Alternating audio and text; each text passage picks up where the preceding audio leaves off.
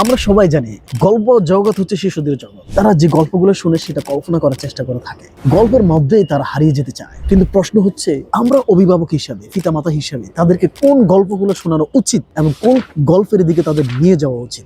আজকের অধিকাংশ পিতামাতারা তাদেরকে এমন গল্প শোনায় যা পৃথিবীর মধ্যে বর্তমান যারা বেশি পপুলার, দুনিয়া নিয়ে যারা বেশি পপুলার, বেশি চিন্তিত, তাদের গল্পগুলো শোনানোর জন্য চেষ্টা করে থাকে এবং অভ্যস্ত হয়ে যাচ্ছে। এক্ষেত্রে সন্তানদের ক্ষতি হয় এটাই যে তারা আল্লাহ সুবহানাহু ওয়া তাআলার পথ থেকে বিচ্ছিন্ন হয়ে ওইসব হারাম পন্থায় যে সকল পপুলার মানুষগুলো রয়েছে তাদের পথে চলার কল্পনা করার চেষ্টা করে থাকে এবং তাদের শিষ্টাচার তাদের মধ্যে জাগ্রত হওয়ার চেষ্টা করে থাকে। এক্ষেত্রে আমাদের জন্য করণীয় প্রথম কাজ হচ্ছে, আমরা এমন একটি গল্প শোনাবো যে গল্পের মধ্যে তার ভিতরে ঈমান তাজা হবে, ভিতরে তার পরিকল্পনা পরিবর্তন হবে যে আমিও একদিন বড় হলে এই আল্লাহ সুবহানাহু ওয়া তাআলার পথে জাগ্রত হব, চলাফেরা করব, হেদায়েতের পথে থাকার চেষ্টা করব ইনশাআল্লাহ। আপনি যদি আপনার সন্তানকে ইব্রাহিম আলাইহিস সালামের সেই গল্পটি শোনান তাহলে কেমন হয়? ইব্রাহিম আলাইহিস সালাম যখন সূর্যকে দেখলো, চন্দ্রকে দেখলো, এই পৃথিবীকে দেখলো, তখন সে ভাবতিলাম এরাই হয়তো আমার স্রষ্টা। কিন্তু না, তিনি একসময় অনুভব করলো না, এরা আমার সৃষ্টিকর্তা হতেই পারে না, কারণ তারা আসে এবং চলে যায়, তারা অদৃশ্য হয়ে যায়। দেখেন, এমন একটি গল্প যদি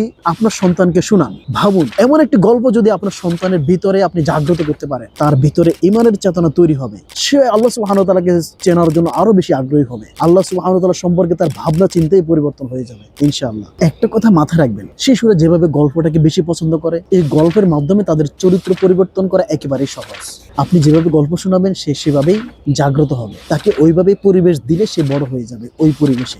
আপনি যদি সদা সর্বদা সর্বক্ষেত্রে তাকে গল্প শোনানোর ক্ষেত্রে আল্লাহ সুবহানাহু ওয়া তাআলাকে ট্যাগ লাগিয়ে কথা বলতে পারেন, আল্লাহ সুবহানাহু ওয়া তাআলা তোমাকে সৃষ্টি করছেন, আল্লাহ সুবহানাহু ওয়া তাআলা আমাদেরকে পাঠিয়েছেন, আল্লাহ সুবহানাহু ওয়া তাআলা আমাদেরকে সকল রিজিকের ব্যবস্থা করেন, একদিন আল্লাহ সুবহানাহু ওয়া তাআলার কাছে চলে যেতে হবে, তার দাসত্ব করার জন্যই আমরা সৃষ্টি হয়েছি, এমন কিছু গল্প তাকে অভ্যস্ত করান, আল্লাহর প্রতি তার ভালোবাসা অনেক বেড়ে যাবে। এই গল্পের ফলাফল হচ্ছে আল্লাহর প্রতি তার ভালোবাসা অনেক বেড়ে যাবে। তাই আসুন এই সকল গল্পের মাধ্যমে আপনার সন্তানকে বিনোদন দিন, সে যেন আল্লাহর প্রতি ভালোবাসা আরো বেড়ে যায়, ইসলামের প্রতি তার যেন ভালোবাসা আরো বেড়ে যায়, রাসূল সাল্লাল্লাহু আলাইহি সাল্লামের এই দ্বীনের প্রতি তার যেন আরো ভালোবাসা বেড়ে যায়।